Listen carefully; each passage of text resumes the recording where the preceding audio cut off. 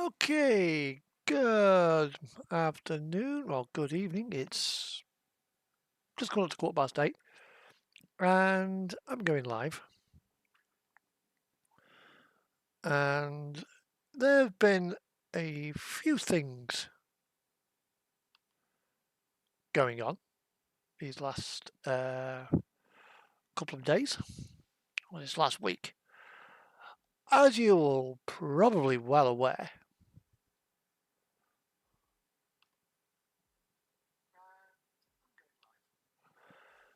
there was a submersible officially rated for a operational depth of 4,000 meters. Went out with 5 people on board, a Pakistani businessman and his son, a French explorer, P.H. Nagelet, a English explorer, Hamish Harding, and the CEO of OceanGate. And this submarine should have been on a relatively routine dive. However, it was lost. Lost with all hands on deck.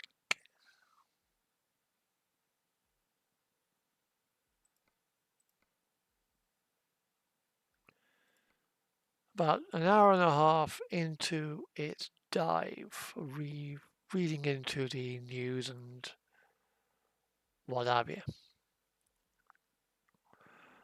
This particular vessel got into technical difficulties.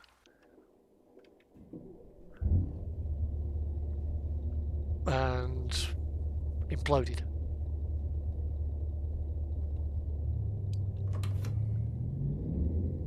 Now she was 1 hour 45 minutes into its dive, and takes about two and a half hours to get down to the bottom, which meant she was about 1,500 meters down to about 2,000 meters down when it gave way.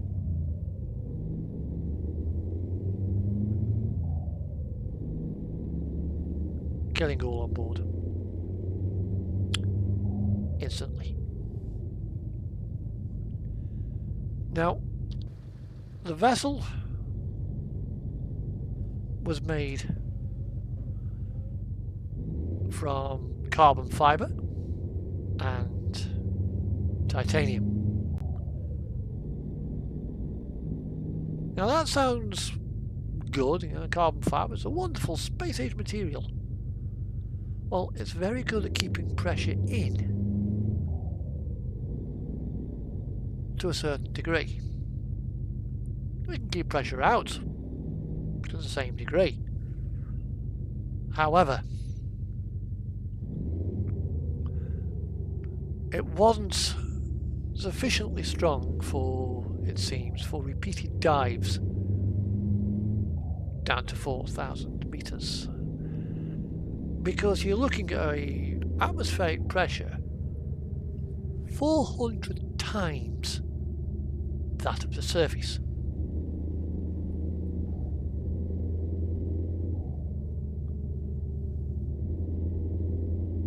And like the guy on Subbrief said, it doesn't progressively, it'll just go bang. Which appears to be what happened. Now the NTSB and its Canadian equivalent have now boarded the Polar Prince, which is the mothership. Has just now arrived back at St John's in Newfoundland. They all want answers.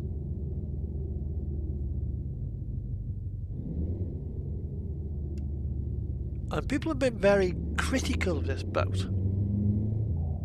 James Cameron, Robert Ballard, just various other people who are certainly more experienced in their field than me.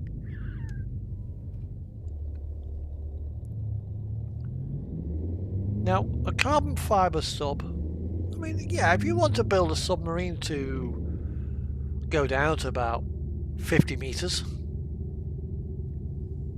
and cruise around a coral reef, like the Great Barrier Reef or the ones off the Bahamas, where you're not dealing with a great deal of pressure. You're dealing with less pressure than a scuba tank. And fair enough,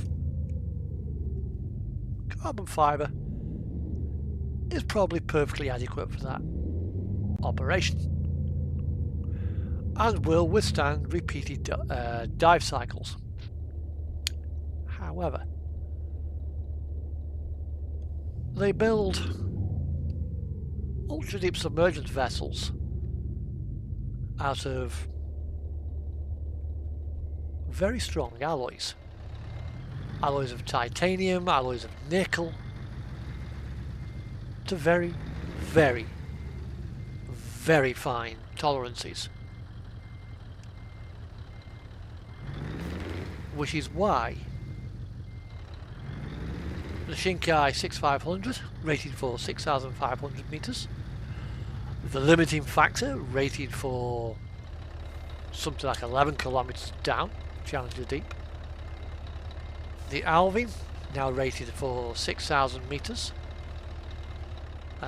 Mir 1 and Mir 2, rated for 6,000 meters, and Nautil, operated by Ifremer, again rated for 6,000 meters.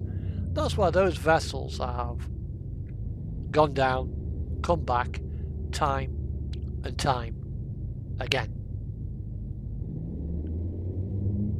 Chuck in a very, very meticulous maintenance program. So every time the submersibles come up, they're maintained, they're checked, and every 5 years they're recertified. That's why those vessels are still with us now. Nautil, the Shinkai 6500, Alvin, and the limiting factor,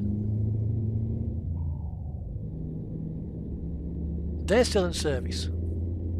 Mir 1 and Mir 2, they're now in Kaliningrad and they're in museums. Their job is done.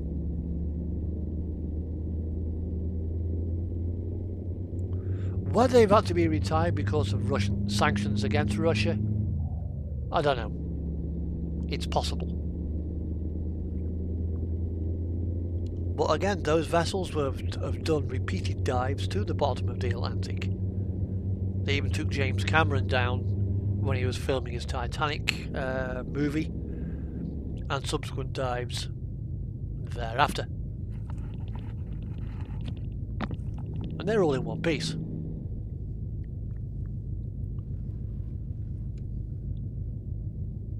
Now, the hull of the Titan was, because it had been taken down on one 4,000 meter dive, was apparently rated for 4,000 meters, but according to the CEO, Stockton Rush, and the trouble is, it's a multi-layered material which goes down, it gets squished, then it releases, it comes back up, it goes down again, it gets squished again.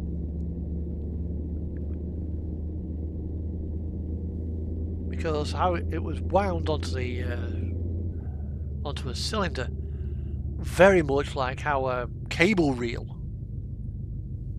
on a crane or a winch drum or something like that is winched onto the reel.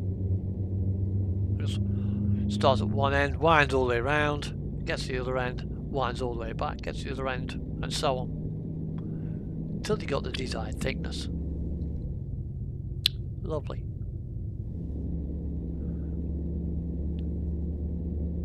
And this introduces the potential for fatigue cracks to form in the structure. Now, I'm no expert, this is just going on what I've read and how I can summarise it. And this harks back to the de Havilland Comet. Now, the square window debacle.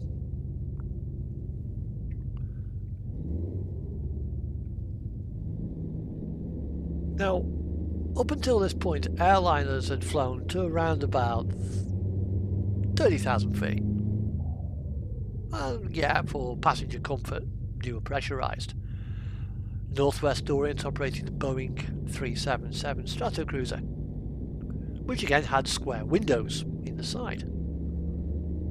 I think they were the only variant to actually have that particular window. But it survived. They didn't have any catastrophic hull failures. The Comet went up to 48,000 feet, where it was nice and calm up there, and there's a significantly lower external pressure, so you got a higher differential pressure. And in the roof were two radio antennae for communications, and fatigue cracks started to occur from these points. Now, these fatigue cracks can go and go and go, and there'll be a point where the material can't hold on anymore. Oh dear. And this happened, I think it was twice, maybe 3 times, in airliners that were less than 2 or 3 years old.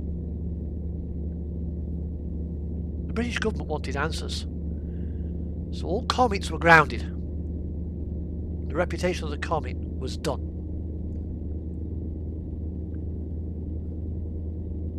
They took a de Havilland Comet and put it in a tank. Put rubber and leather gaskets over the wings, so they could put the wings outside the tank, and they pumped the fuselage full of water.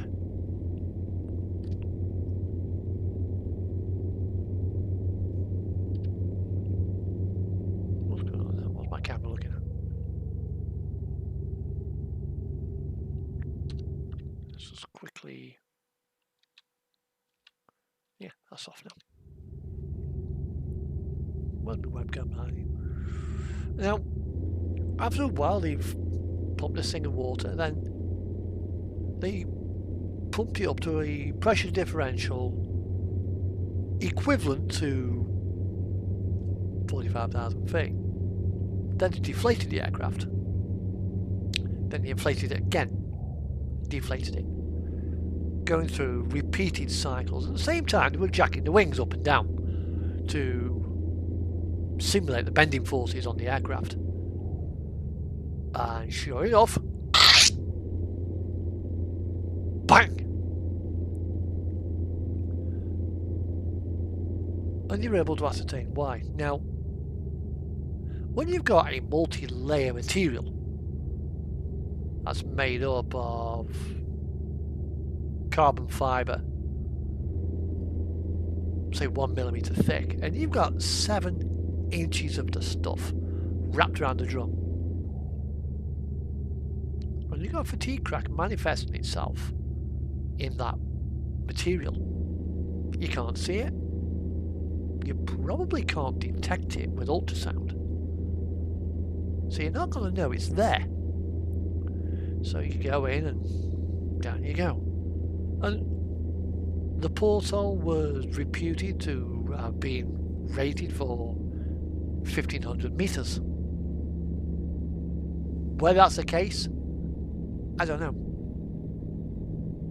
But it certainly does introduce a potential failure point.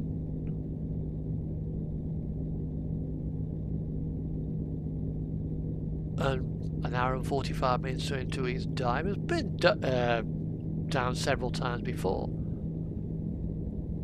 Something failed. And the hull came down. Probably started,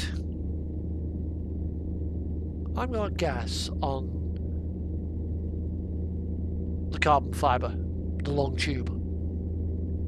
Because Alvin, the Japanese Shinkai 6500, Nautier, limiting factor, Mir 1, Mir 2, and all other ultra deep operation submersibles that go really down, deep down. They have spherical occupancy spheres. The cockpit, where 3 people are squeezed into, are very small, very thick walled, and completely spherical to the degree so that all forces acting on it are equal. And with it being a solid material, whether it be solid acrylic for the viewports,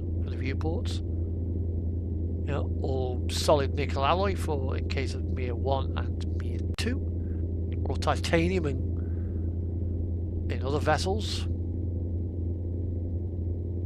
the forces are equal. So it can't easily squash in on itself. Thus, the pressure is equalized. Makes the hull very robust, very strong.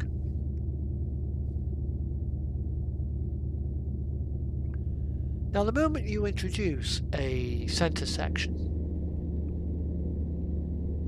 you increase the length of the vessel with a cylinder. You've introduced an area of unequal pressure.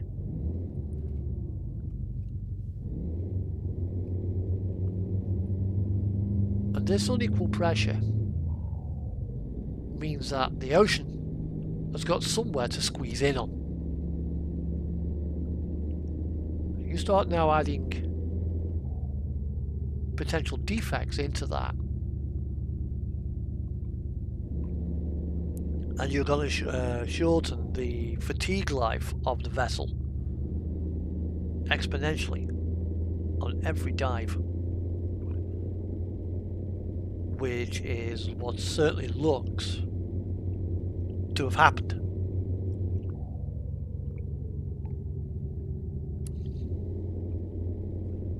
P.H. Nogelet was 77 years old. He was a veteran with over 33 dives to the Titanic,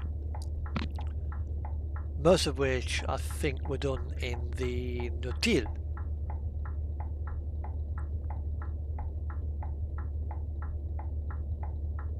Some might have been done in Mir 1 or Mir 2, but I think they were all done in the Nautier.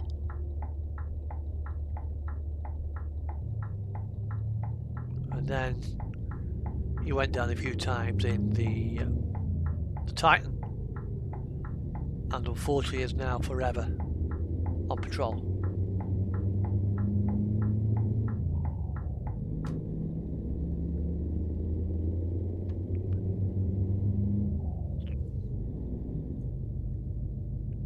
Now, if you want to build a submarine out of carbon fibre,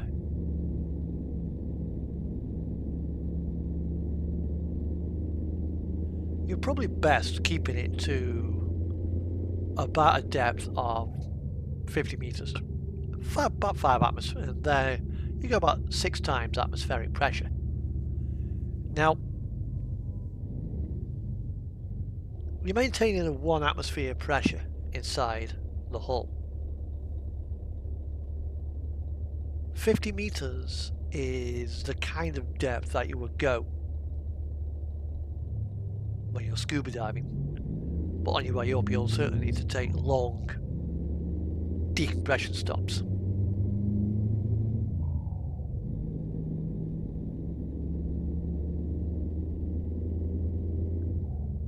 But it would certainly be well within the capabilities of the structure.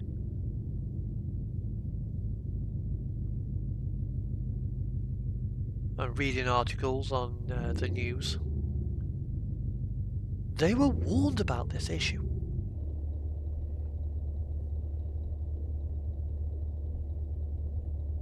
But did nothing. They carried on using the vessel. Now, it had, OceanGate, they had about 47 employees, 46 now.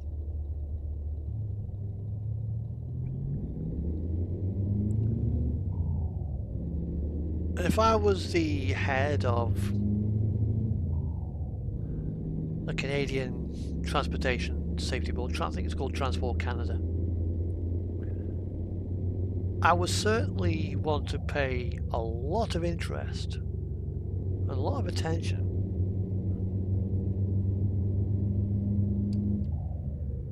to their safety record based on comments that were made by Mr. Rush. Because when you're in that kind of an environment, any failure, any system going wrong is potentially disastrous.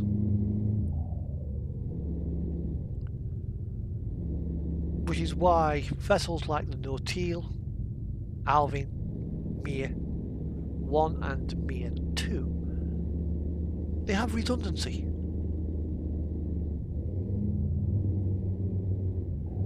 And the Mirs, you have double standard redundancy because they always used to dive in pairs. So if Mir 1 got into difficulty, Mir 2 could rescue Mir 1, and vice versa.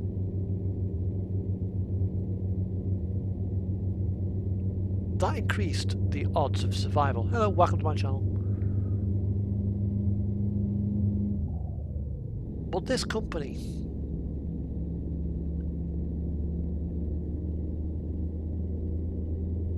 and it was on CNN, it was on BBC, it was on Fox, it was on Sky, it was on GB News. So you got both left wing, right wing, boring and sensationalist media all saying the same thing. One person had concerns about this and was fired. His name was Lockridge.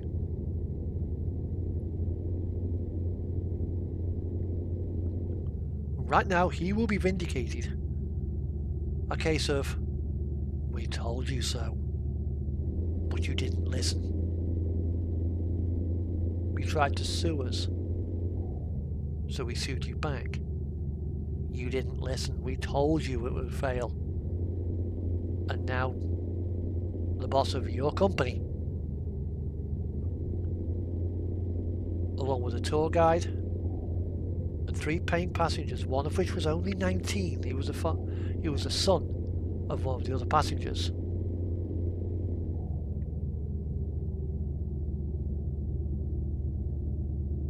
Are now forever on patrol.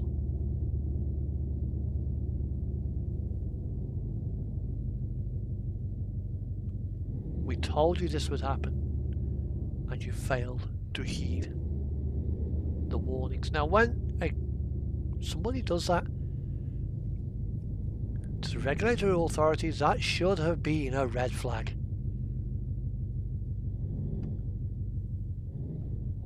mean, yeah, this thing was controlled by some kind of game controller. Everybody kind of jumped on that. Well, the ROVs that they operate, the drones that the military operate, we use similar controllers.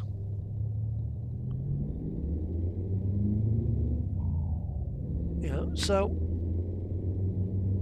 there's not really an issue there. But what is an issue is that this thing wasn't passively safe. It has no fail-safes. Well, it said it did, but evidently it did not. Yeah.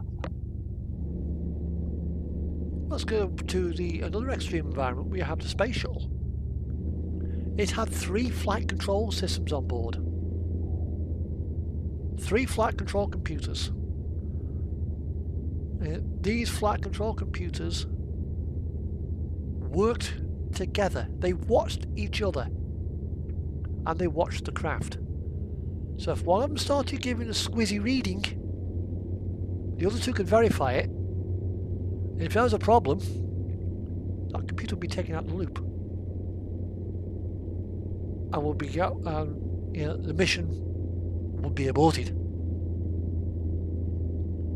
Sometimes even before they'd lit the SRBs, and the launch would be scrubbed.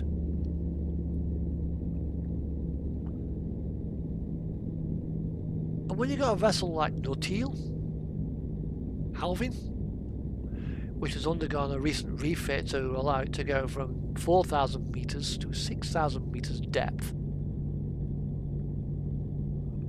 if anything goes wrong, that thing can, 1, release its ballast weights, or if it's really on tits up, they can simply pull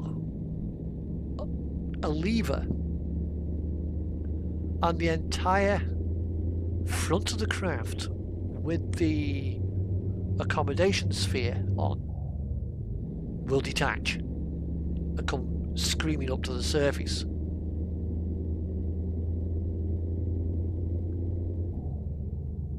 I think they've tested it, because the Alvin was built in the 1960s and it's still working. Okay, it's had a new, in fact, it's had 2 new pressure spheres in its lifetime.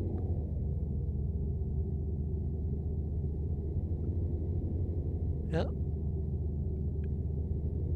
And it's wrapped with syntactic foam. So it doesn't just rely on the buoyancy of the air inside the pressure vessel. It's got buoyancy around the outside of it. So without these extra weights, you could probably flood the sphere of Alvin, release the weights, and you'd still be positively buoyant. Not as much as what you were before, but you'd still be able to come to the surface.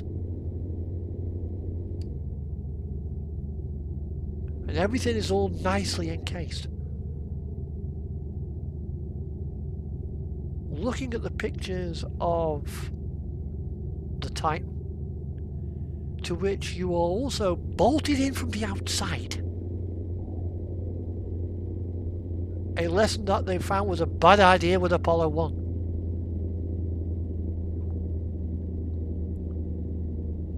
This thing relied on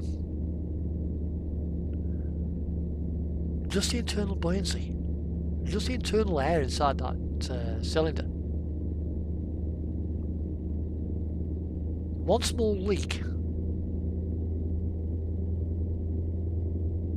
and you're going down. Even if the leak sprung at, say, 50 meters, started to come in.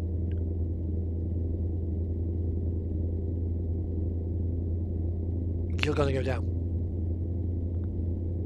because although you've jettisoned the weights, you'll pop to the surface. You've got no way of keeping that up. Eventually, your cabin will flood with water, will have flooded with water, and she'll just go down. Just down, but full of water. And the crew, because you bolted from the outside, will have had no way to get out. This thing was a death trap from the first dive.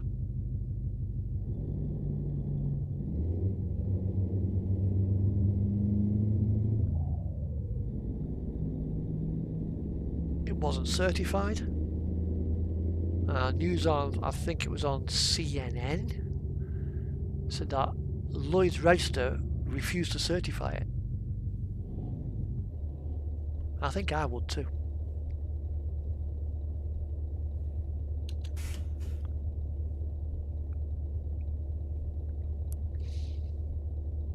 It's completely ridiculous.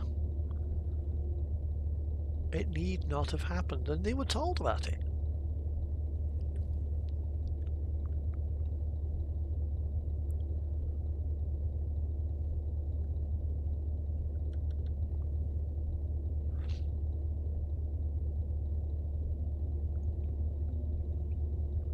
Now every underwater tourist company, I know what's happened over there.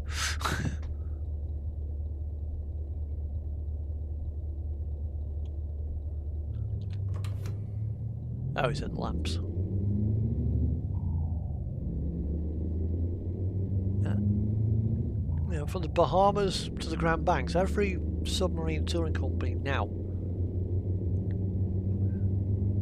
even those which have been running safely with the highest professional standards from day one, are going to get audited, and there will be changes in the industry.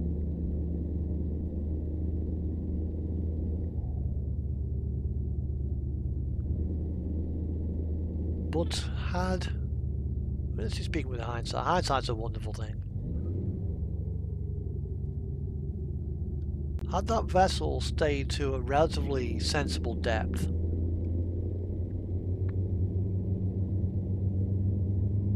it would still be here now. Its crew would still be alive.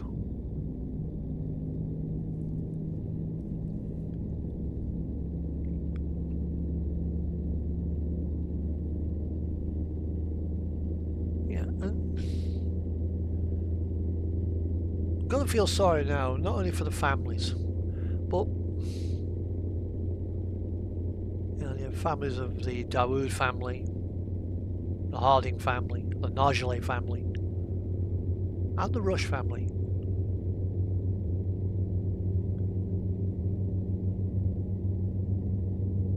But also as well, those people who work for the company, the office cleaners, the reception staff, they're now out of a job. Because that company, because of all the negative media surrounding OceanGate,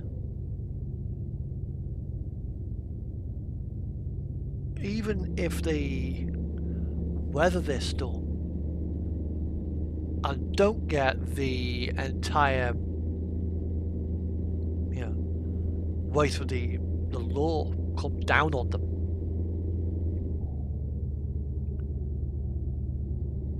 the reputational damage alone is enough to cause this company to dissolve.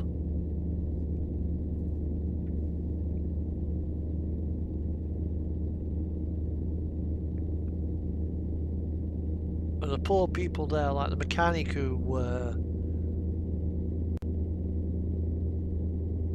just works on the forklift there. Like, oh, what do you work for? OceanGate. Well, we ain't going to apply you then, are we? You probably wouldn't even be able to get a job in bloody Wendy's or McDonald's working at the drive-thru.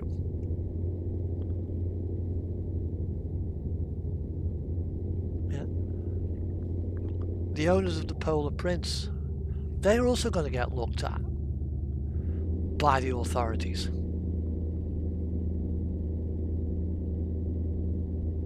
It's going to be quite a wide-ranging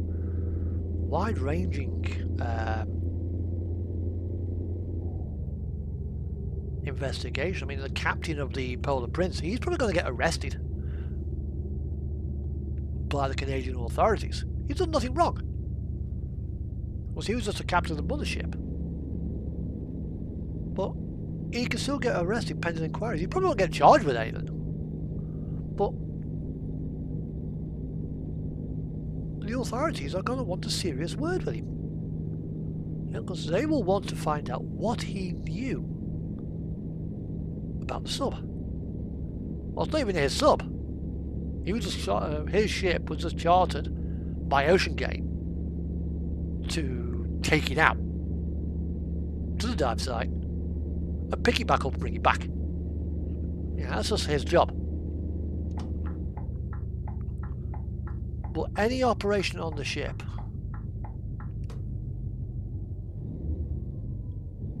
any incident on the ship, you know, the safety of the crew,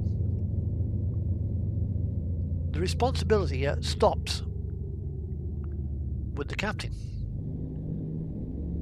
And if he thought that this vessel was unsafe, excuse me?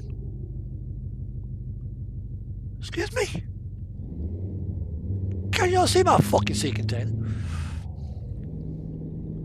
If he thought the submarine was unsafe, he had every right to say, no, you are not diving.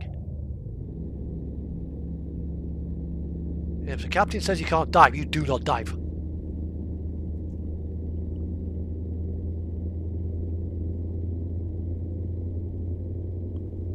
Because again, the safety of the crew and passengers, that also includes Stockton Rush, that also included the Dawood family, father and son. That also included Hamish Harding, and also included P.H. Nogelet,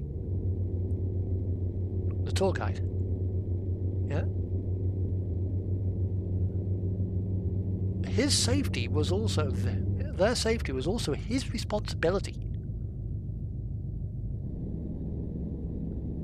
So the Canadian authority will probably want a word with him.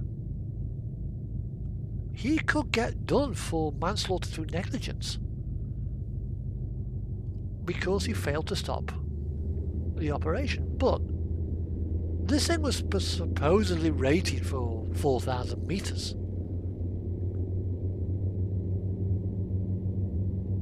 So he probably suspected that, yeah, oh, it's rated to 4,000 meters. The Titanic is 3,500 meters down. It's within the capability. He probably had no real need, yeah, to be concerned.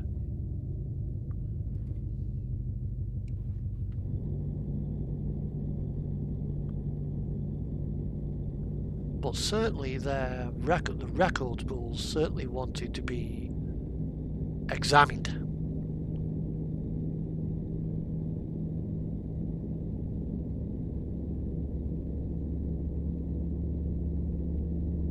So this is going to be a long, hard investigation.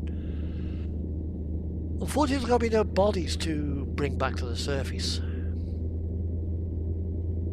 send home to relatives.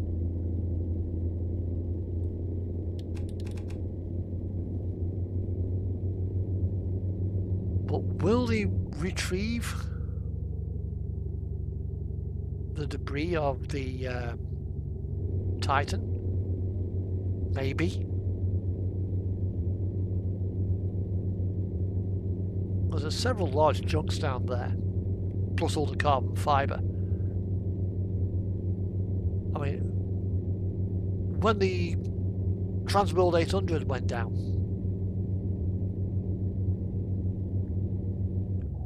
they retrieved it. They retrieved every last piece they could find of that airliner. I mean, okay, she was only a couple of, about 20 miles off the coast of New York when it exploded. Oh shit, I need fuel. But they were able to retrieve it and put it all together on a wireframe and reconstruct this aircraft and carefully and forensically go through every part until they could find the failure point. So I believe that what they should do is retrieve what they can of the Titan, return it to some dockside warehouse in Canada and put it back together as best they can, because this thing has gone through a torturous death. Things will probably be twisted the wrong way.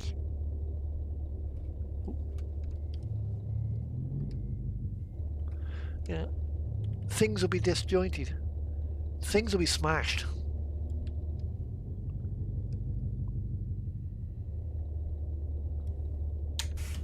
But they will need to retrieve as much of that craft as they can, which will be expensive, so that they can put the thing together on a wireframe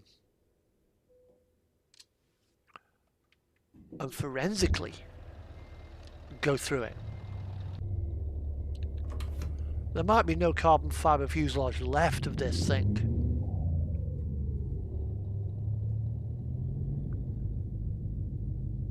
I mean, you got the landing skis there in one piece. You know, you've got the front nose cone. You've got the rear pressure bulkhead. Can I get down there? Probably not.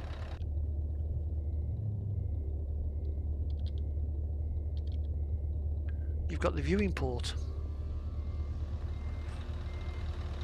And each piece will tell its own story as to what happened.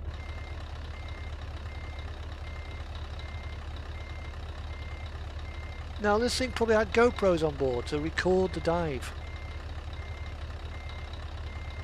They would have been destroyed. However, if by some miracle the SD cards survive, because these things are tiny, micro SD cards about the size of a toenail, it's very difficult to crush. The thing's already flat enough as it is, it's probably in one piece.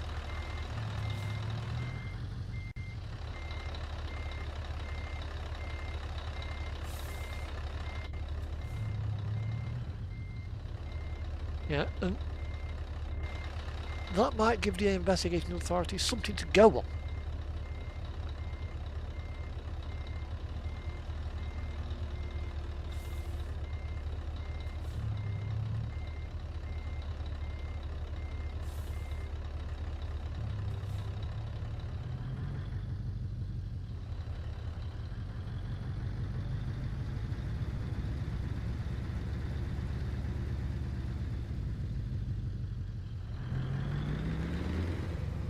Stay there.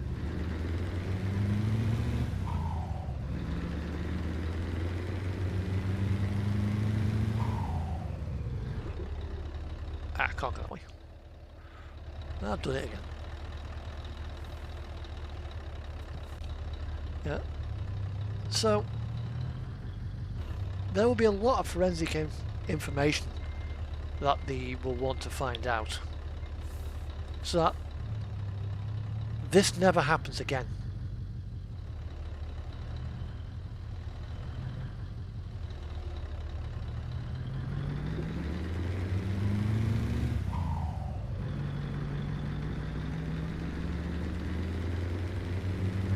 Because from day one, dive one, any microscopic flaw will have begun to manifest itself.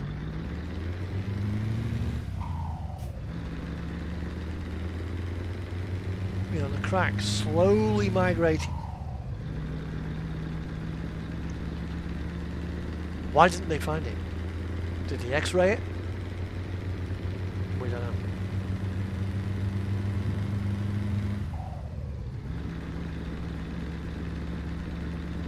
You know, and how it imploded. Did the window, did the porthole at the front give way first?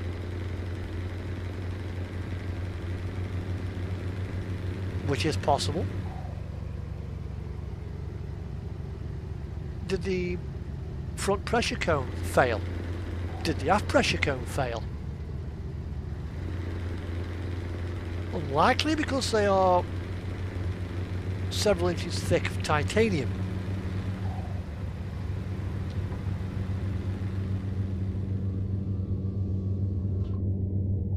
Yeah, it probably would have withstood it.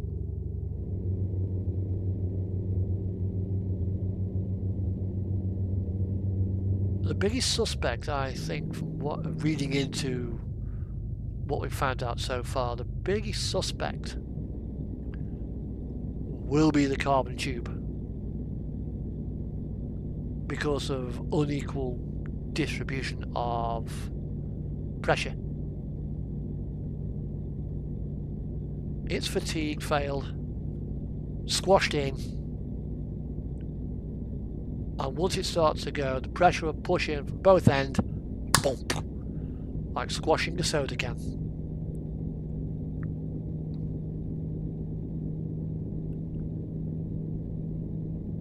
And this thing was about the size of a sea container. Or more so, about the size of an ISO tank. Maybe about half the size of one.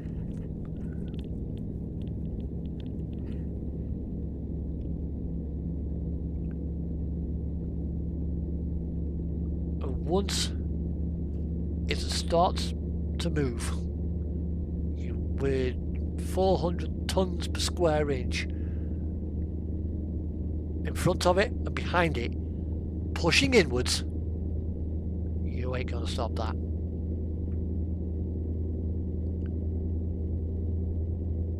It'll come flying together and anything in its way will just be obliterated.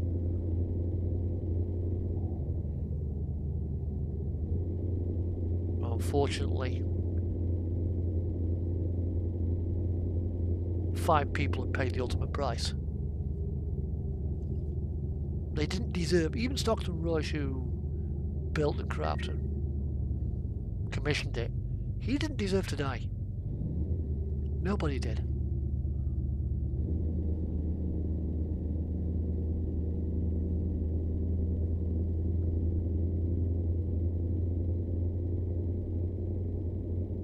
Yeah.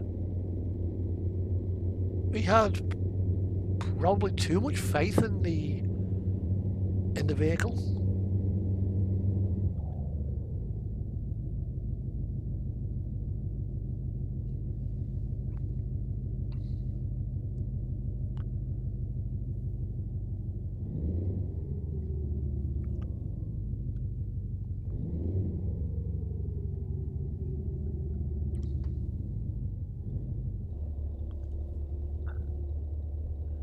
But answers will come out. And there will be a final report from the Canadian authorities at some stage. Probably won't be this year. Might be next year.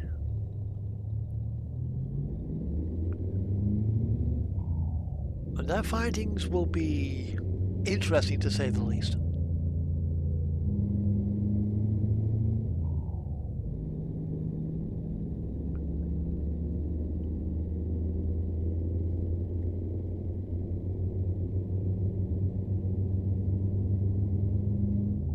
Anybody who wants to take a trip on a Bahamas tourist submersible, a Hawaiian one,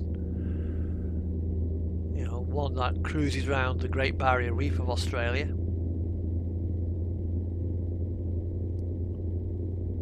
those things are safe enough. so to speak. They're very safe, they're very well regulated, with an extremely good safety record.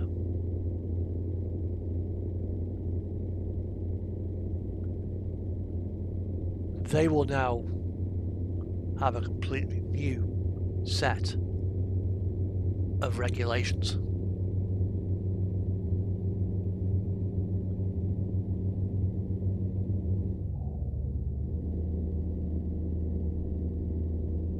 And it will make their operation, which is safe enough as it is right now. Well, I use the term safe enough loosely.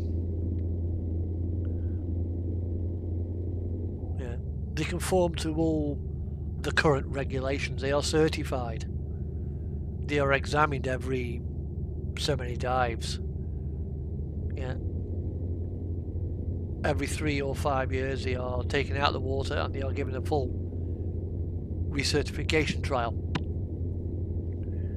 So they are safe enough in the sense that they conform to the regulations. But the regulations now have just got will get a lot tighter.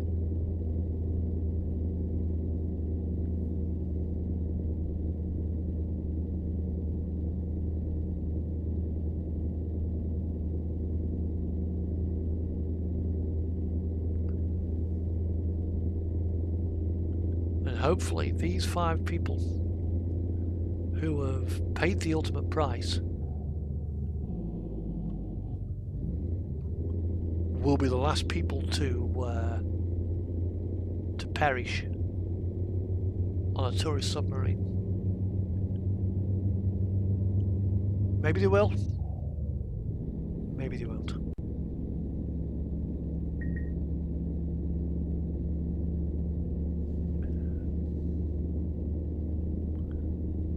OceanGate as a company, they are probably now gonna go bankrupt.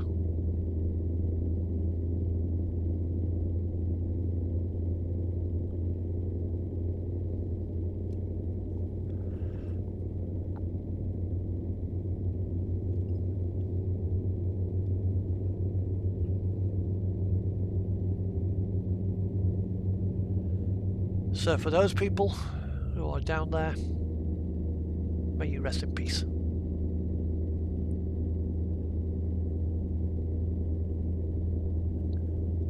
But Russia, Ukraine, Wagner have kind of stirred up the nest. Literally just thrown a great big mug into a load of pigeons.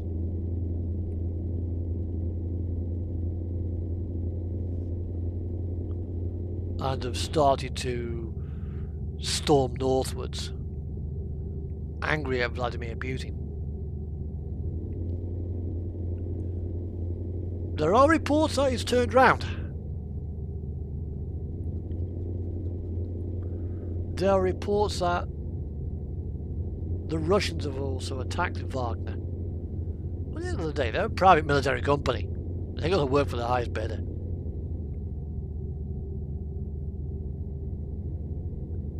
It would appear that Brzezinski might have got too big for his boots.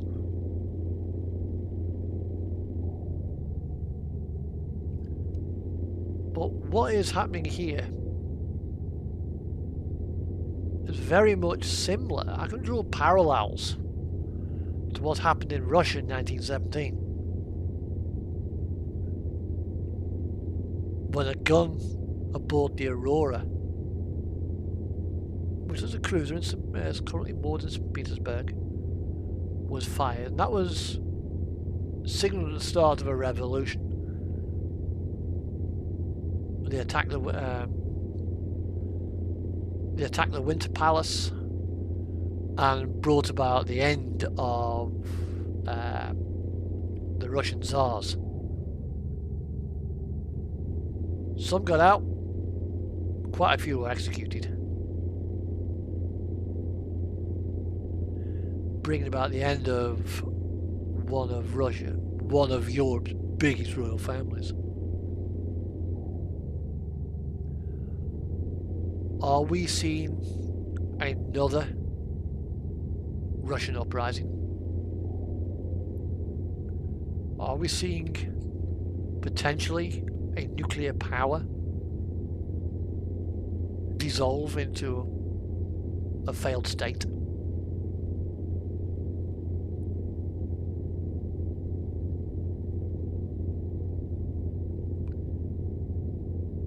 I wouldn't like to be living in Russia right now.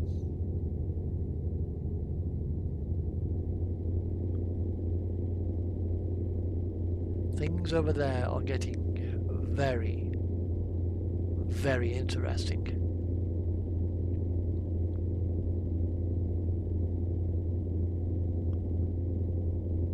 Vladimir Putin has declared retribution.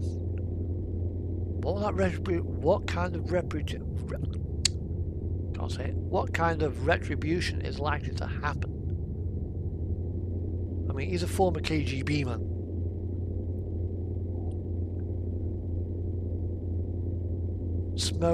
Smoke and mirrors, smoke and daggers is their raison d'etre. It's how they work, it's what they do.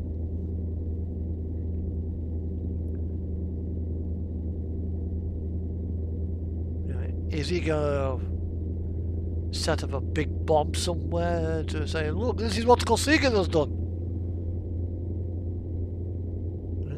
Prozygin has launched a big attack on this country. Therefore, we believe he has been paid by the Ukrainians. That has given, therefore, the right to use nuclear weapons against Ukraine. Is he gonna do that? It's possible.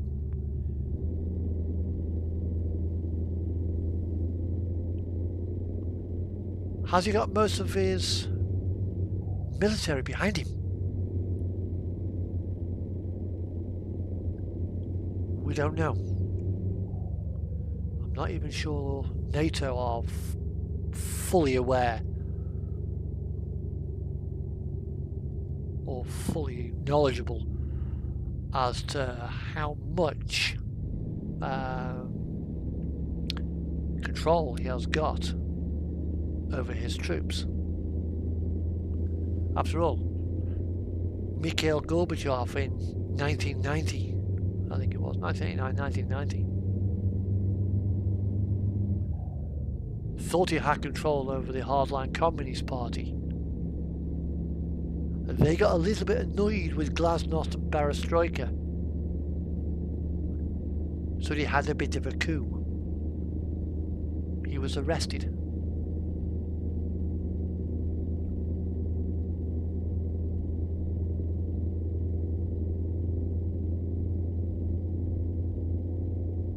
He got charged with a couple of things. I don't think he got found guilty, but he got removed from power, and it was a very interesting few weeks.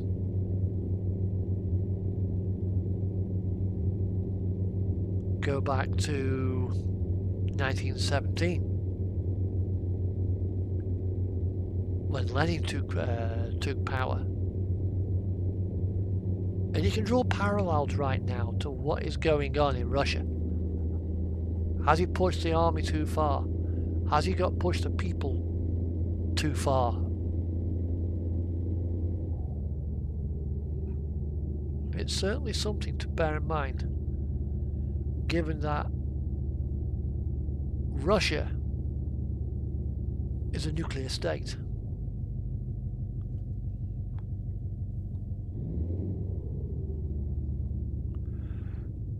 Whether it's, will we see something happen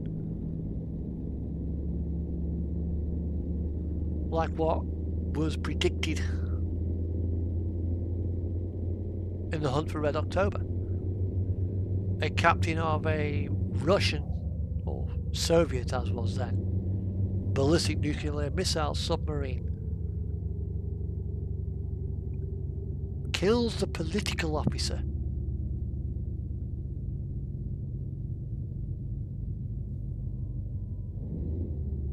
and orders his sub to sail to the United States,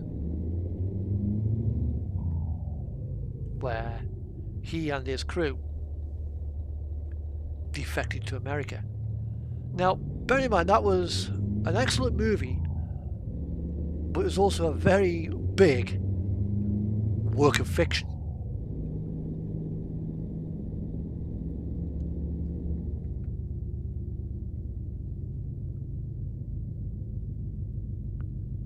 Will some Russian submarine commander with a conscience do such a thing?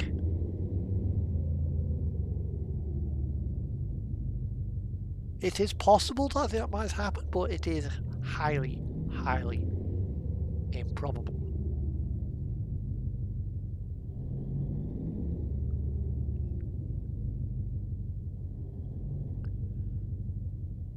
But Russian military personnel have defected. A guy with a MiG-25 Foxbat, Mach 3.5 interceptor,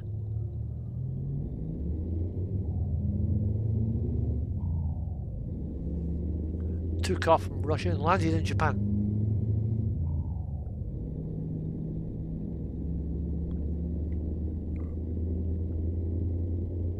He's defected. There have been other defections, although I think that's the only one that sticks in my mind.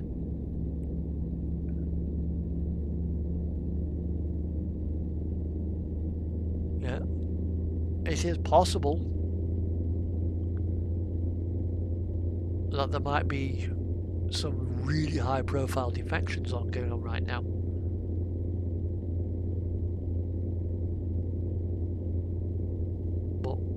It says something when the Foreign Office has told any British national who is in Russia right now.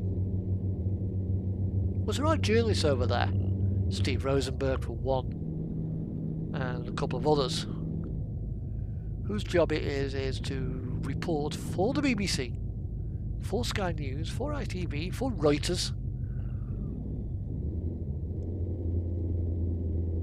for, you know, the Times.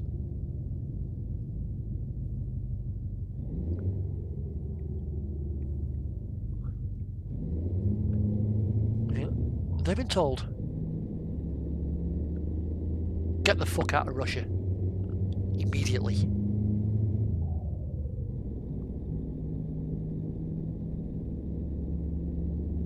Whether, yeah, that may also include English, Russian, dual nationals, of which there are many.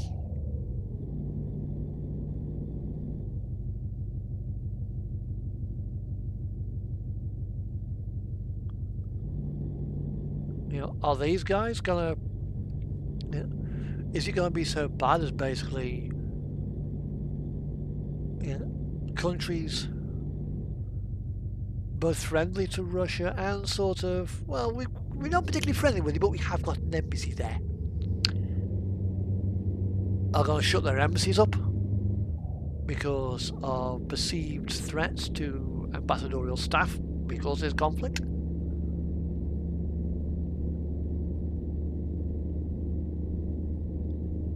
I mean, there are reports as well that Prigozhin has stopped and has turned round. Interesting.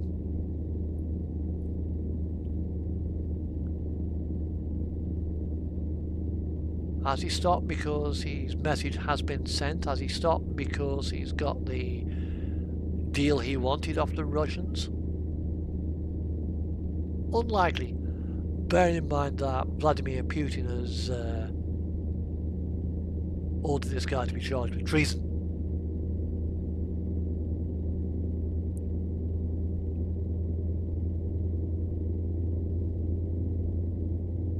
That's a nice guy. That is a nice. That's a lovely. That's a lovely scar. That is.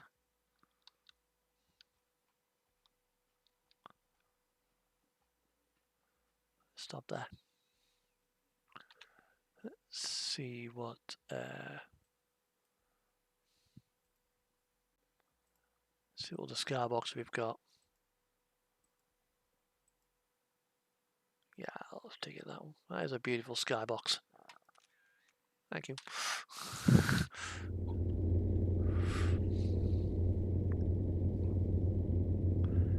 So right now things are gonna be very interesting in Russia. And you gotta bear in mind that the average Russian are a victim of this entire thing. Spoon-fed all propaganda by the state.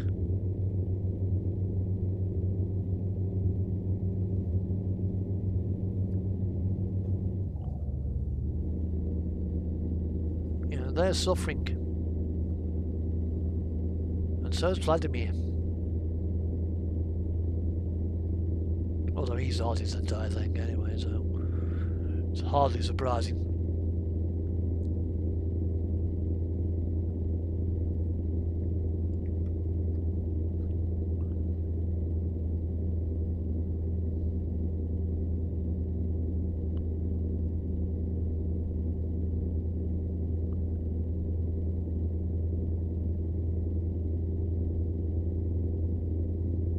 So again, if Vladimir is taken out of power, taken out of office, either through natural causes, after all he is believed to have cancer, maybe Parkinson's disease,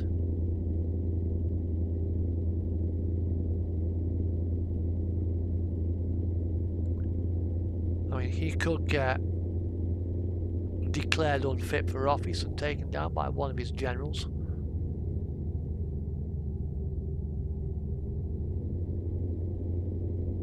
He could get shot by one of his generals. Unlikely, but it is, again, it is a possibility.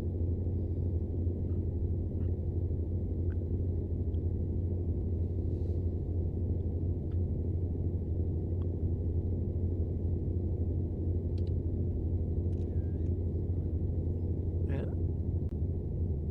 He could get arrested by one of his generals and taken out of office that way. Who lies in the background?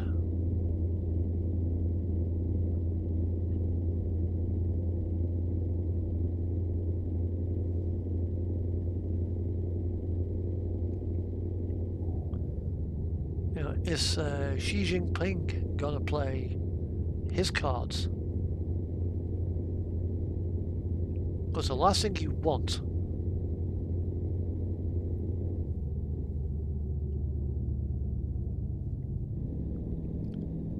is a failed state with nuclear weapons. Although the quality of these nuclear weapons is, however, debatable.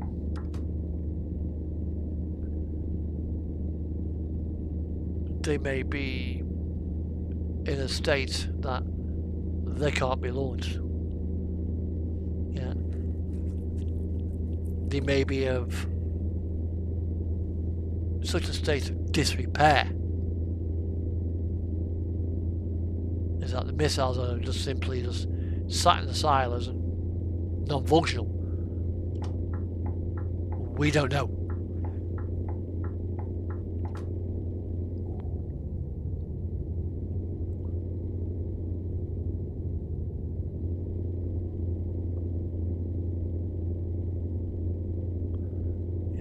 What is the condition of the delivery device?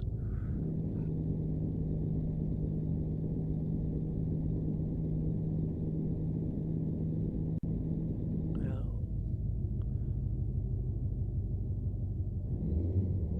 The blinders, the backfires, which I'm trying to think who makes them. Tupolev. Tupolev Bears, I mean, are they in a condition to actually launch. But again, will the crew be told, yeah, you are going to launch a weapon on here, and they take off, and or what's it? Instead of turning west, instead of turning south, they turn north, and they fly over the pole to dump their weapons in the Arctic, just release them without arming them, and then fly to Canada.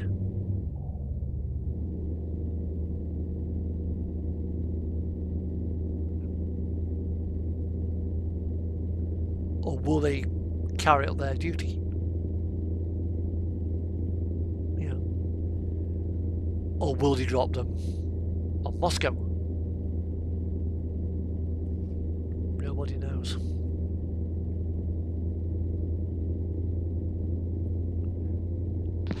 Nobody knows.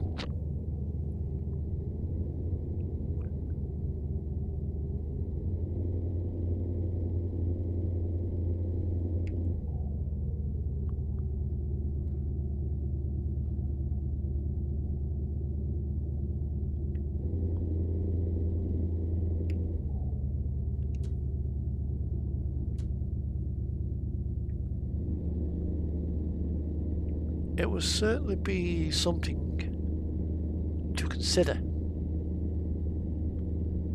But is there anything that we as your normal civilian can do? Not really. So, be concerned about it, but don't be worried about it, because there's not a lot you can do. Because if Vladimir does launch, and he knows this, there will be a retaliatory strike, which will result in, well, a major exchange. And I don't think he wants that.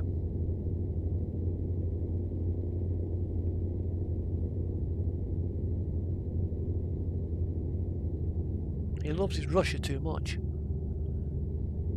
He wants to return back to the Soviet Union.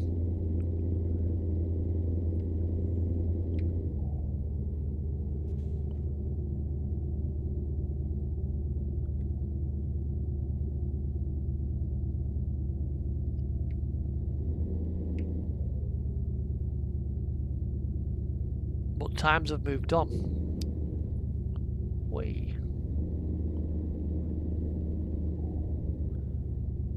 Does he know this?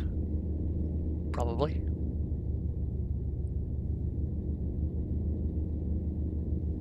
Does he care? Probably not. He's probably a bit angry that Russia has broken up.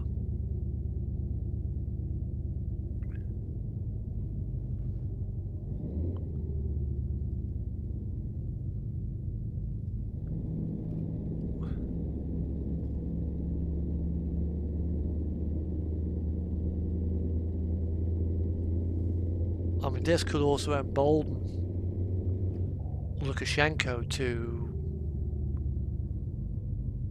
take a pop at Russia.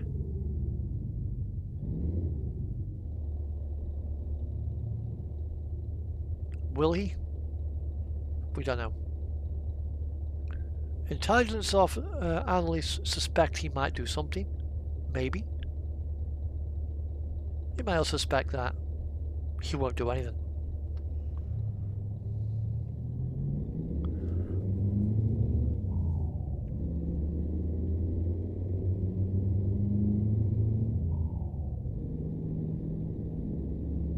Interesting time to be working right now for MI5, the CIA, Mossad, GSG 9 I think it is, for the German authorities, and any other government intelligence agency, even the Chinese one.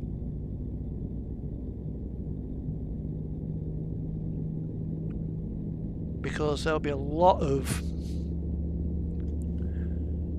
diplomatic traffic flying around.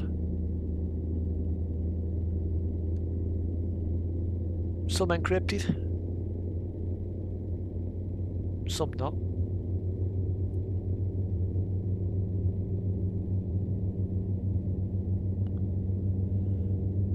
I mean, will this be enough to make Vladimir consider his options in Ukraine?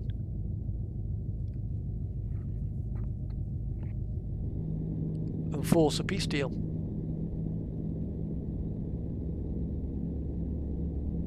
Possible, but doubtful. There was an African delegation who went to Russia, but they came back empty-handed.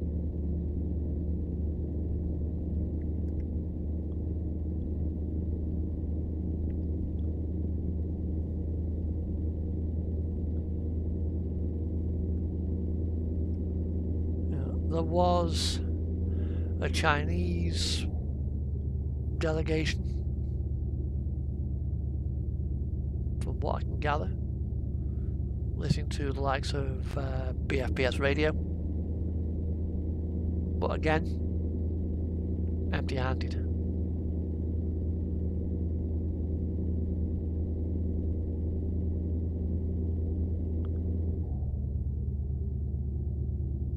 But it's put this thing with Brzezinski, it's put Vladimir in a very difficult position. But it's likely to have split the Russian forces that are trying to deal with Ukraine right now, trying to carry out the objectives of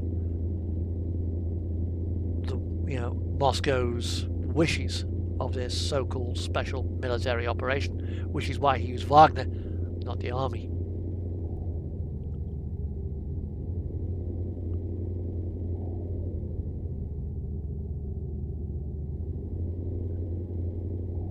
Because now half the forces that are down there are having to chase the Wagner group and deal with him.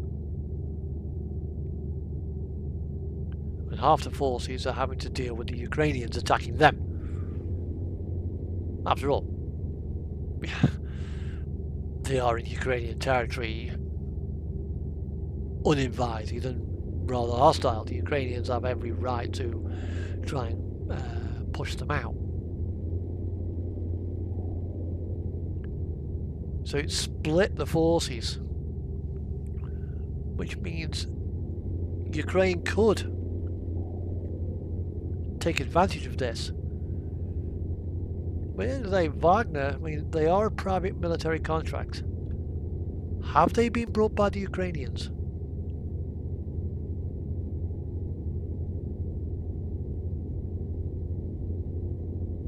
Maybe, maybe not. It's unlikely. After all, they've been attacking your country. Would you trust them?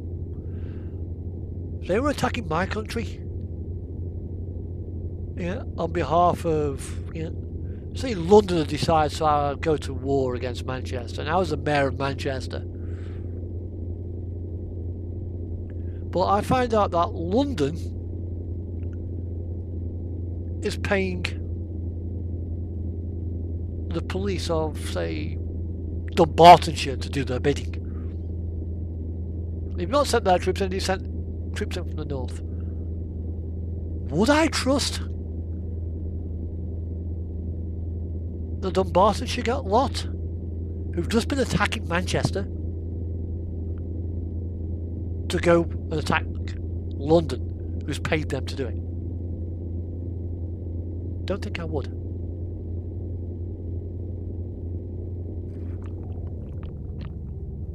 So with that, I don't think the Ukrainians have paid the Wagner group.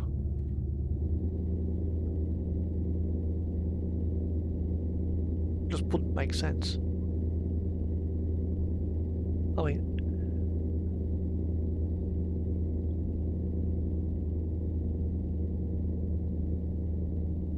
you're being bullied by two groups of people.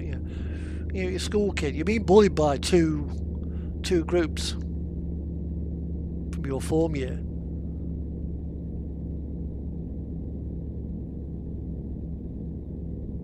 But you also find out that one of the form groups that's bullying you doesn't particularly trust the other one.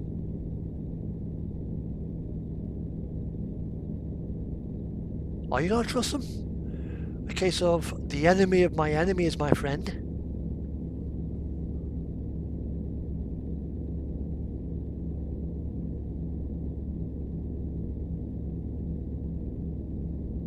Because that's what it could be.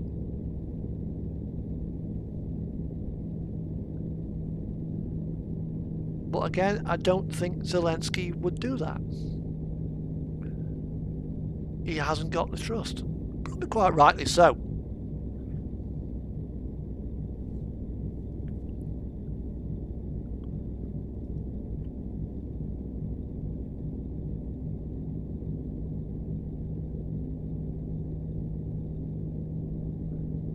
Will these guys suddenly regroup and come in from another direction? Yeah, they're retreating so far, but will they simply swing round and try to outflank and come in from Moscow from another side? Possible.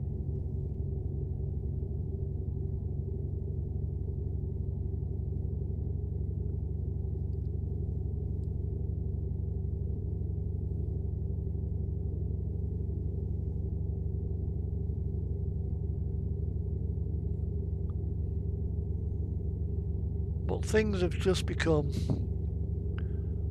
a lot more interesting over there.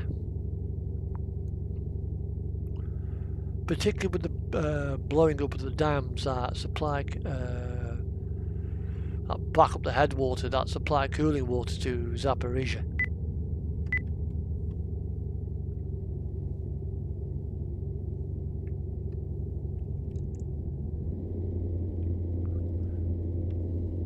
Because if that thing loses cooling water, you're gonna have a problem.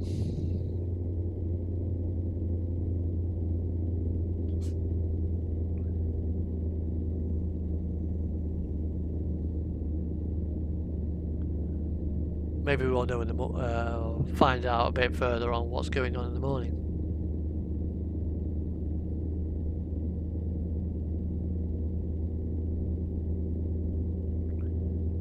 I mean, this could also affect the International Space Station,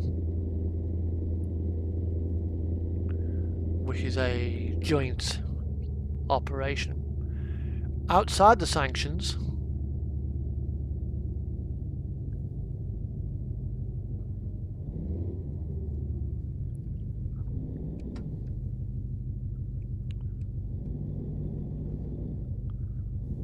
between the United States, Russia, European Space Agency, the Japanese Space Agency,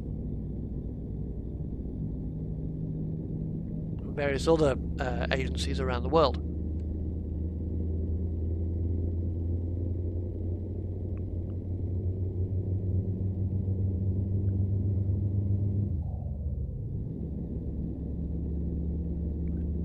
You know, it's apolitical.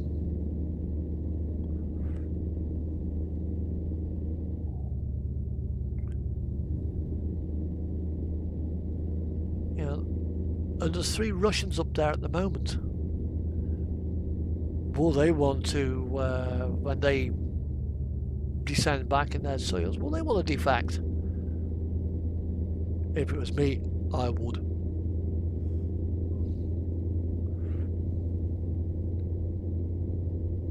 So it appears to be that anybody who speaks out right now against Vladimir Putin is declared an enemy of Russia. Well, if they certainly find this channel, I'll probably get a letter from the Russian embassy. Mr. Zantac, you're not welcome in Russia. I wouldn't want to go there.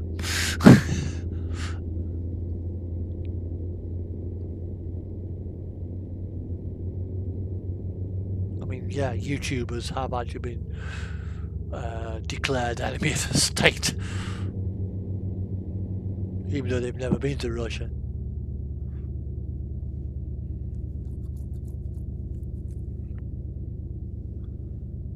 I mean, they've even been declared enemy, spoke out against the Chinese authorities, and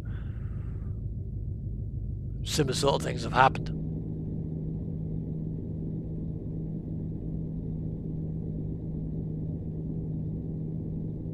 Although they are mainly Asian students who have said things directly about Xi Jinping. But you can draw parallels with what's going on right now in Russia and what happened in 1917.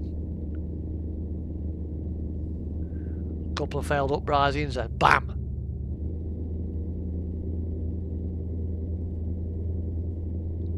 That's what could happen right now.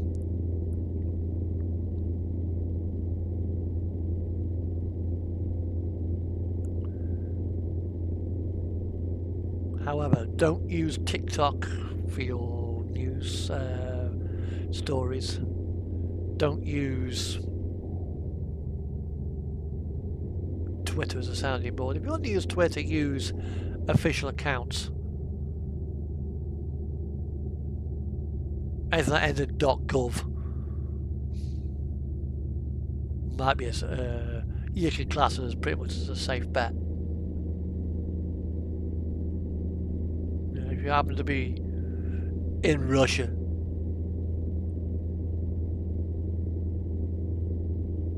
heed your government's advice. If they say get out of that country, pack your bags and leave.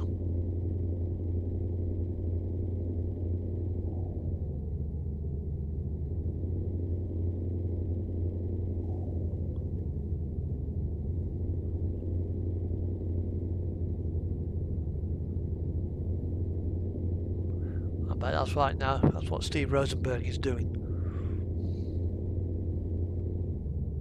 He's a BBC correspondent to Russia. I bet there's a few others in there as well who are packing their bags to get ready to just get the fuck out of Dodge.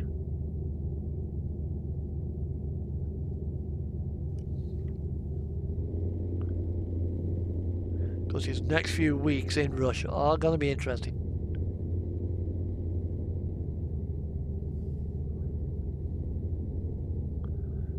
I mean, will this be the impetus, this attempted so-called coup uprising by Wagner Group? Will this spur the Russian military generals to turn on Vladimir?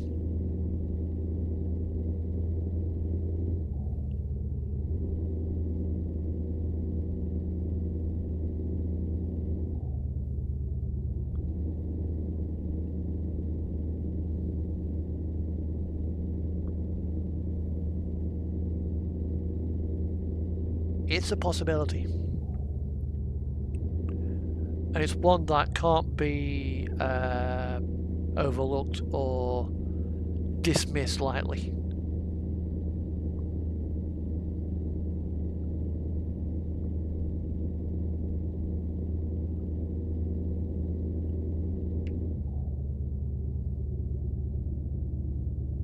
Right, we're getting to Utsuoki.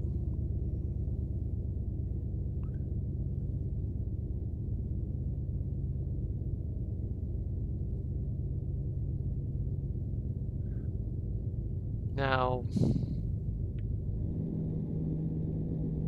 with what's going on, I bet it's also making life interesting for Rested, the TMP moderator, because he's one of the Russian moderators, deals with the Russian community primarily. But anyway, whilst I'm here, I'm going to quickly park up and go downstairs and make myself a cup of coffee. I'll be back in a moment.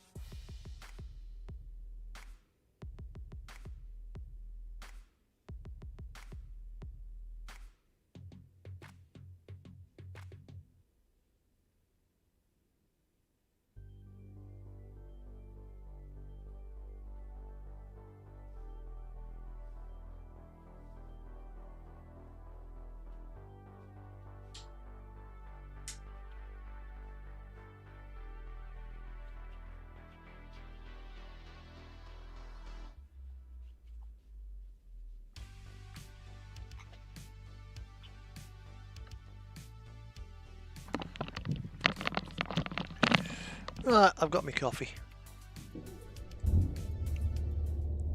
Right.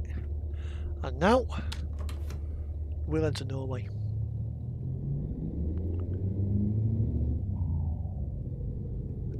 We've got half a tank of fuel left.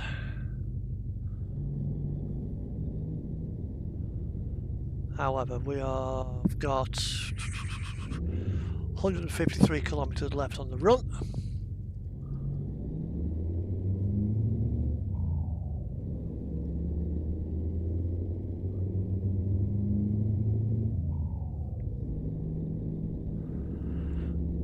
The cat's awake. One is, one isn't. One's asleep.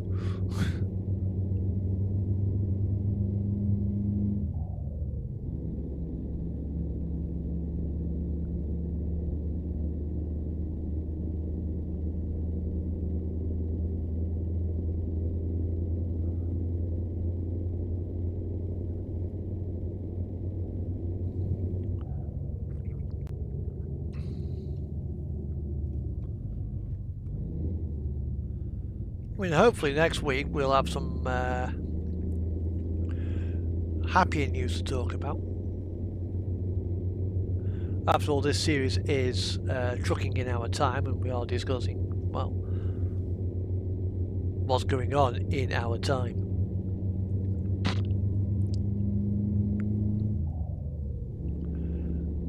And hopefully next week there'll be more answers as to what happened to Titan.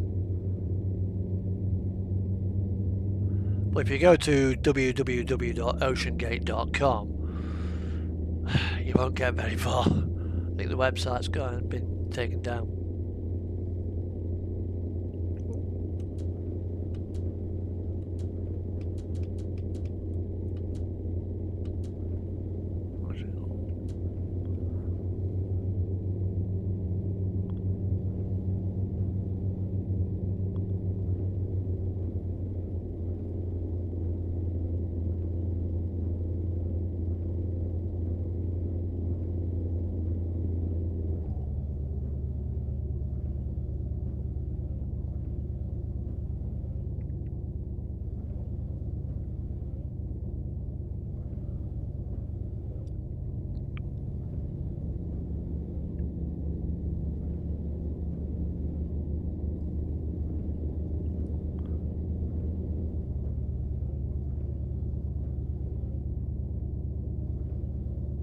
Ooh, we have a thunderstorm in the game.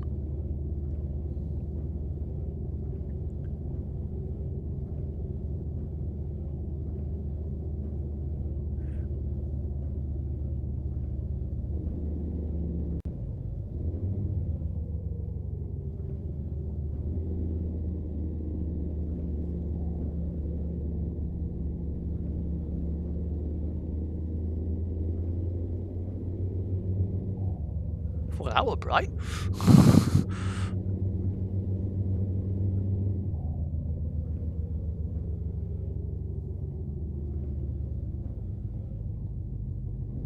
But I will be following this investigation. I mean, from what I can gather, the Coast Guard knew it had imploded before. Sorry, the Navy had knew it had imploded before they found it. But the thing is, the ocean is it's a noisy place. You've got cargo ships, you've got biologic, you've got geologic activity going off. Yeah, you got, you know, biologic, actually whales making clicks and noises and what have you. Dolphins communicating. Now, bearing in mind a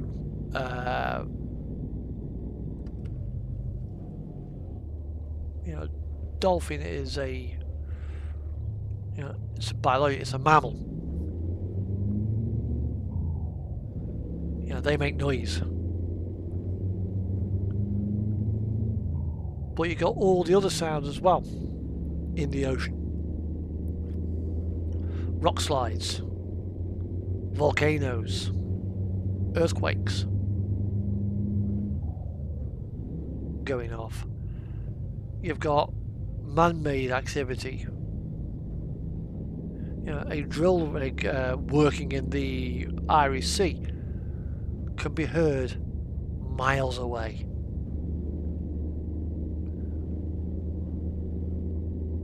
A submarine using its active sonar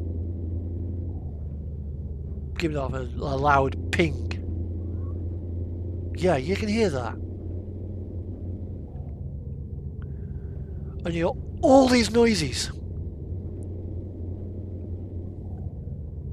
But in amongst that noise, you've got one sound. But you've got to find that sound. They would have heard it off the SOSUS network, you know, the sound surveillance system. But the thing is that you hear one bang off the Grand Banks. But that's sort of off one microphone. You've then got to work out by trying to find that same sound off microphones in the Bahamas, off the coast of Iceland, off the coast of Ireland. Oh, full viewers. Hello. Welcome aboard. Because the sound of that implosion will get to each one of those microphones at a different point in time. But you know that there's no Russian submarines in such an area, so you're probably not particularly listening for it. And you're probably there trying to listen for long sounds, chop, chop, chop, chop, chop, chop, chop, chop, of a propeller going through the ocean, trying to analyse it. What is it? Is it a cargo ship? Is this, what's it sound? A submarine from Russia. But in the middle of that, you've got this very short, very sharp boom, which you might miss. You might even mistake it for something else. Yeah. There's an exercise going off, so they fire a torpedo at a target, and it hits this surface vessel that you want to send to the bottom with an almighty loud bang. But then you got to work out this bang.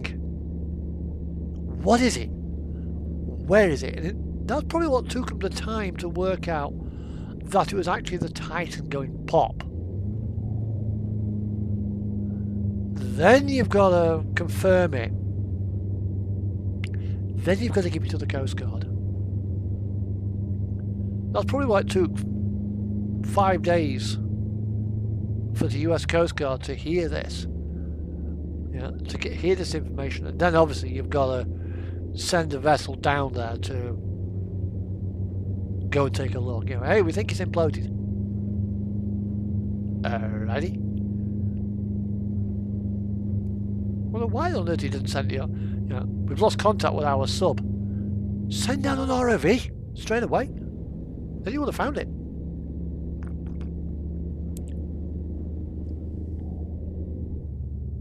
Well, hindsight's a wonderful thing.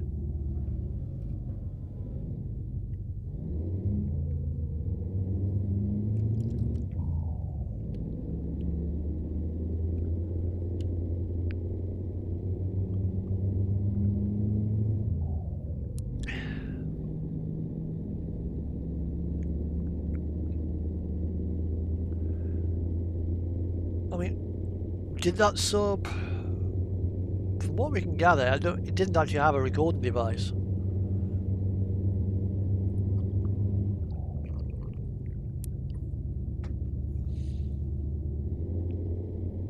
There's a lot of, it's opened up. For every answer we get, we're getting another 5 questions.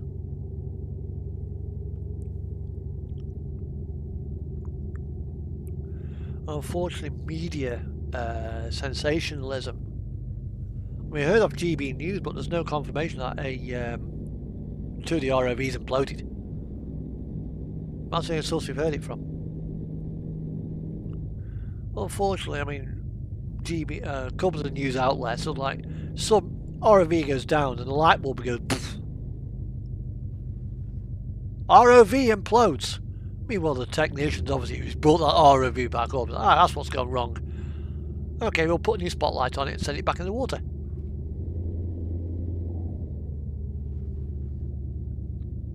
Yeah, that's one thing you've got to be careful of with situations like this, is media sensationalism. And there's a lot of it. So that's how they get their views, that's how they get their clickbait. Yeah, that's how their news channels get their subscribers. By being potentially sensationalists.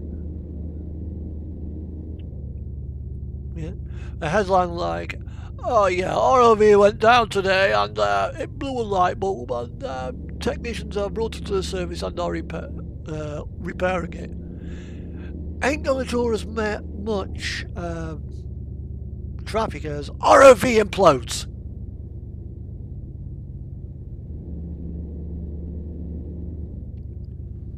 Sensationalism, it sells papers, it gets ratings, and that's what news agencies want. They want viewers, they want ratings, they want subscribers on their social media channel. Which is why I've only got 299 subscribers. My content isn't that interesting.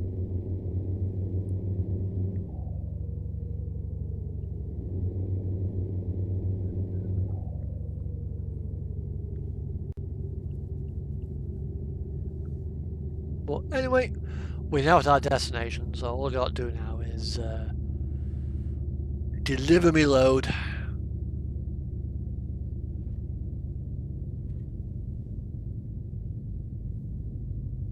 Here we are.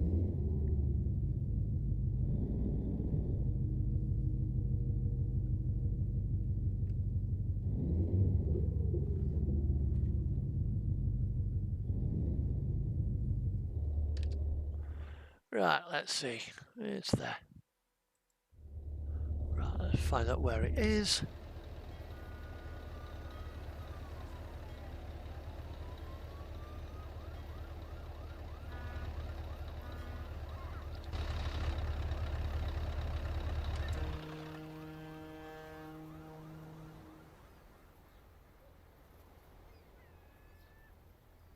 Oh dear.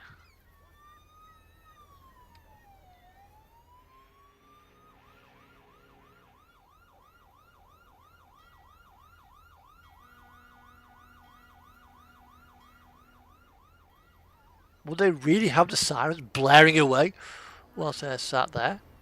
Probably not. Right. It's there. Right, that's where I gotta go.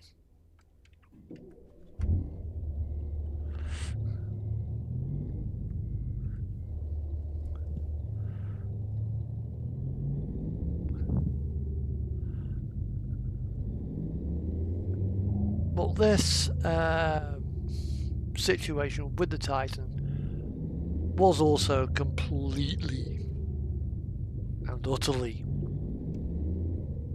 avoidable. Had Stockton Rush not winged it with regards to safety.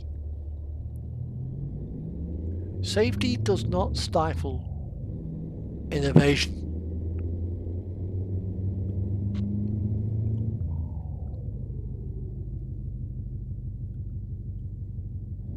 Or at least it shouldn't do.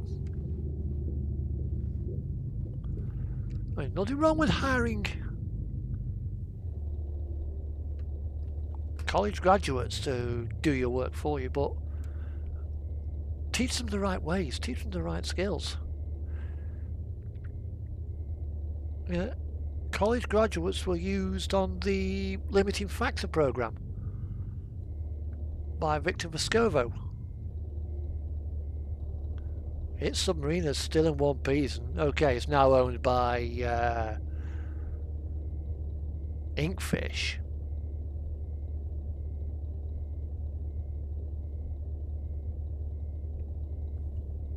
But that submarine is still in one piece, still working. Was Hull Oceanographic Institute. Again, college graduates worked there, dived there. Albion is still in one piece.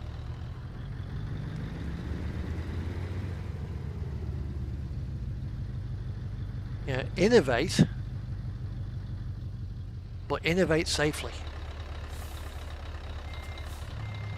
Oh, piss off, truck. Get out of my way.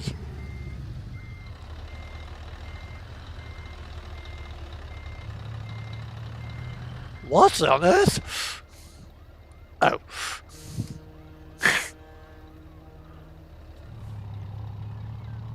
Oops. I didn't see that guy there. You must back up. Thank you. The AI in this game is so fucking dumb.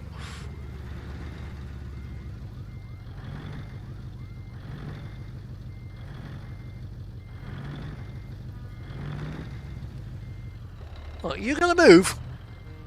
Thank you.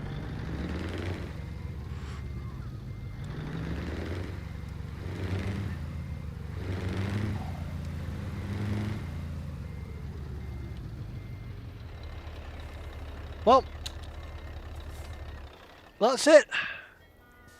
That's today's run done.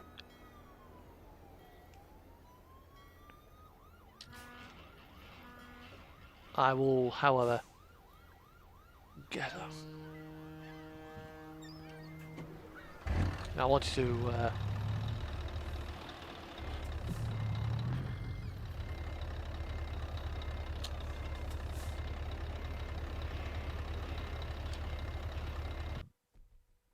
There we go, 1400 kilometres. Job done. Right, that's that done. If you like what you see, if you like what you've heard, pray to the gods of like, share and subscribe. However,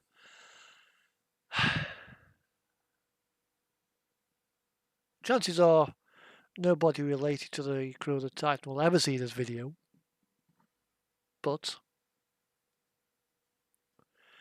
I've watched many documentary featuring P.H. Nargile. I was watching a Caladan Oceanic dive video earlier on today with the late Hamish Harding. So, to everybody aboard the Titan, rest in peace. May answers be found as to what happened as well. But for now, perhaps we can see what lies ahead of us. And maybe next Saturday stream we'll have a lighter, more happy note. So until then, take care and be safe. Bye-bye.